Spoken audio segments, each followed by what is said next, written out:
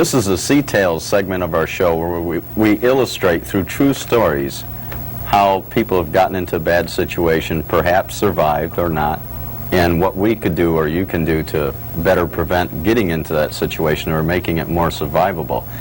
Rather than tell a particular story, due to the fact that you do work at the boatyard, and when there's a bad wind out there and the seas are bad, you might see 10 or 20 people come in at one time that have had problems. Let's hope it's not at one time. Yeah, at one time or close, from a bad storm, which we do have quite a few out here.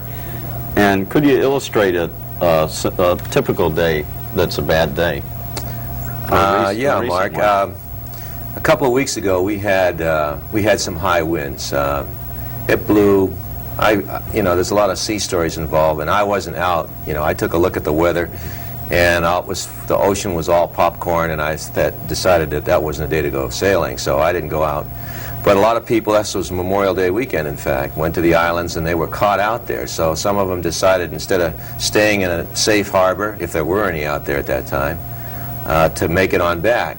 And I'd like to give you the synopsis of events of 4 or 5 boats that in that one afternoon that got into difficulty. The first boat lost a rudder. Now this points up a situation where the fellow is a personal friend of mine, and had complained over the years that he thought his rudder was cracked. Turned out he was right. The rudder broke off in about 15-foot seas. The Coast Guard had to tow him into Channel Islands, and it was a very hairy event for he and his wife. There were only 2 people on board because he couldn't steer the boat. There was no way that he could steer the boat. And the Coast Guard ended up putting a drogue out, and it was a little nerve-rattling for him. The second boat lost a mast. Well, when I finally went over to see the damage, the mast had broken in 2, but the real problem was not the wind. The rigging on that particular sailboat, which is a 27-footer, was very old, very corroded, and when one wire goes, chances are all of them going to go. And that's what happened. It broke a forward lower, and that was enough to weaken the rig, and the mast fell down. Another boat, this is a good one. Wait, did anyone get hurt in those? No, no one got hurt. No one got hurt. No. This is just some of the things that went on in one day because people weren't thinking in one day. In this one afternoon, where the wind was in the neighborhood of 35 knots, which is pretty stiff breeze. This fellow had a brand new Ericsson 32. He had owned it 2 weeks. He loaned it to his friends. They took it to the islands for the weekend and brought it back with the bow all chewed up because they couldn't figure out how to get the anchor up in high weather.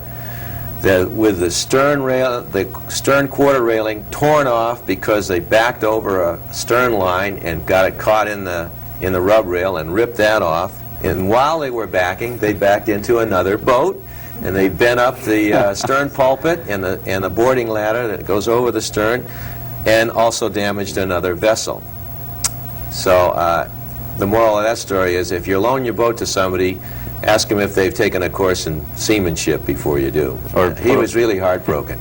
And it's probably about $2,000 worth of damage to repair that. And a lot of angry neighbors. Well, and probably a broken friendship. Yeah. I mean, the guy's really bummed out that his new boat is now, not new anymore. Let's see, that's 3. 4?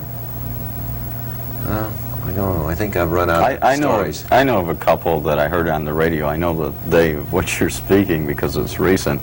There was a 22-foot bayliner that had a man and a woman on board and 3 children, and their engine had gone dead. I guess they tried to start the engine until the batteries went dead, therefore they didn't have a radio. And they didn't have a reserve radio, so another man called in to call for them. And they were in 8-foot seas, 8 seconds apart, and the winds were, as you say, 25, 35 knots. What happened was the Coast Guard came up and had to take the children off the boat because it was breaking up as they tried to tow the boat in. And they dropped one of the children somehow because, it will happen in rough seas. You have to imagine the boats are rocking about tremendously, and one of the children fell between the two boats. Fortunately, they got the child up, without being injured or killed, which, you could be crushed quite easily. And I think the whole moral of the story is that, it might cause a divorce. Definitely the guy wants to get rid of the boat for whatever, the damage or whatever. Get rid of it cheap, you might say. And that's, of course, just the reports that I've heard on it, on the incident. But there is a tremendous amount of problems that come up on a bad day. I think that's what you have to plan for. You have to plan for the worst scenario. And people don't. They plan for what they see in the brochure, which is a nice sunny afternoon, calm seas, fair breezes. And at any moment, it can change. The wind can come up, the fog can come in, the seas can build because of something that's coming down the channel that we're not aware of. And you're not going to get that information on the weather. And it happens instantly. So that's right. I guess the moral of the story is, do practice man overboard drills on that sunny day instead of just going out having fun. Jump overboard and rescue each other, but do it safely and go through your drills. This has been Captain's Log. I hope that perhaps we can save a life, your life, or that of a loved one through these shows. My name is Mark Gray, and we'll see you next time.